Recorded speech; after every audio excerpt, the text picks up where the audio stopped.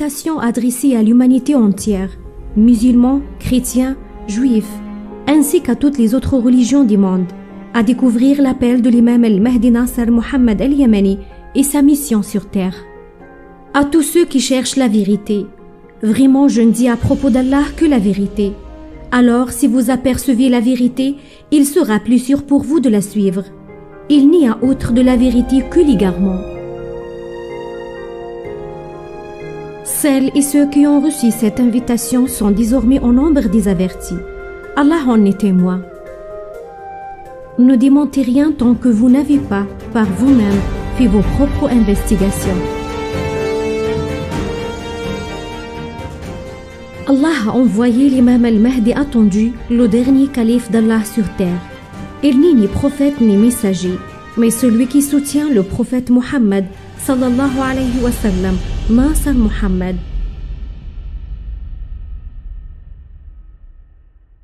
Et il prêche ce que tous les autres prophètes ont prêché, adorer Allah seul sans associé, et revenir au livre d'Allah, le Coran, protégé de toute altération.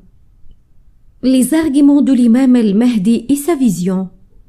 C'est la même mission que celle octroyée au prophète Mohammed sallallahu alayhi wa sallam, le Coran et la vraie sunna, celles qui ne se contredisent pas avec le Coran, dans le but d'unifier les musulmans, d'établir la justice entre eux en se référant au livre d'Allah, le Coran, de dévoiler des faits cités dans le Coran sur notre réalité actuelle, d'inviter à l'islam. Preuve de son élection par Allah pour être son calife, la science. Allah subhanahu wa ta'ala lui a octroyé la science du Coran via les manifestes, al-bayanat, pour qu'il puisse apporter des arguments issus du Coran. Sa science est la preuve irréfutable du califat de toute personne choisie par Allah pour cette mission, en tout temps et tout espace, depuis le premier calife d'Allah sur terre, Adam alayhi salatu wassalam, jusqu'au dernier calife, l'imam al-Mahdi. L'imam al-Mahdi. Il n'est ni sunnite ni chiite, mais musulman hanif, pur, comme tous les prophètes et les messagers d'Allah. Il clarifie les versets du Coran par le Coran. Il appelle à la coexistence pacifique de tous les peuples et toutes les nations et leur annonce qu'ils sont à l'ère des grands signes de la fin des temps, qui est aussi l'ère des manifestes, al-bayanat, du Coran.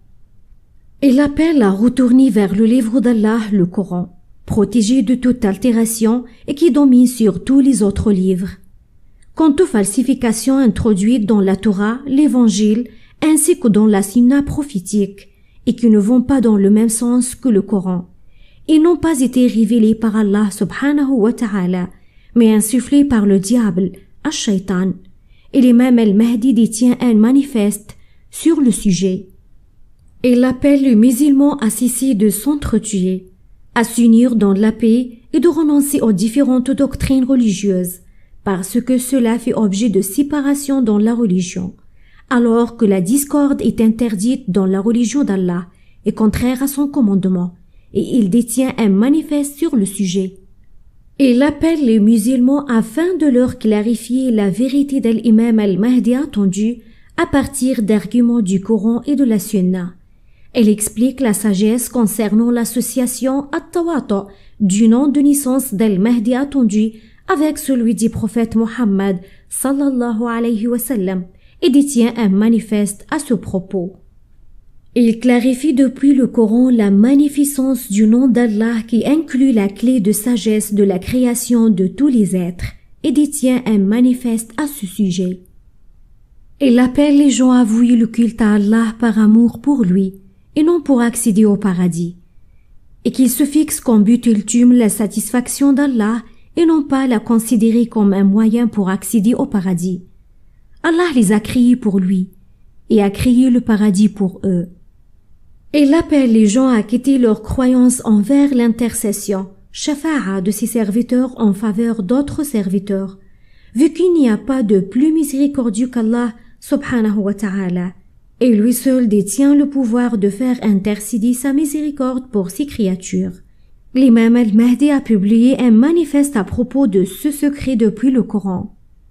Il appelle les gens à adorer Allah d'une adoration suprême, jusqu'à la conquérance dans son adoration envie d'être le plus proche de lui.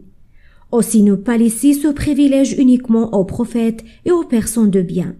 Ne sommes-nous tous pas les serviteurs d'Allah? L'imam al-Mahdi a un manifeste à ce sujet.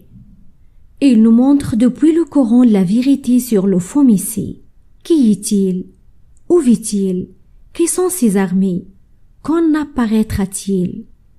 Il dévoile les secrets cachés du Coran depuis le Coran, tels que les lettres séparées et les secrets du calcul, l'identité des gens de la caverne, leur nombre, leur nom et la situation géographique de leur caverne. Qui est Dabba? Qui est Dhul-Qarnayn et quelles sont leurs histoires? Où se trouve le paradis d'Adam, alayhi salatu wassalam? Où se trouve la cité d'Oad et Tamoud? Il donne des détails et précisions vérifiables à l'époque actuelle, ce qui constitue un argument indiscutable prouvant l'origine divine du Coran.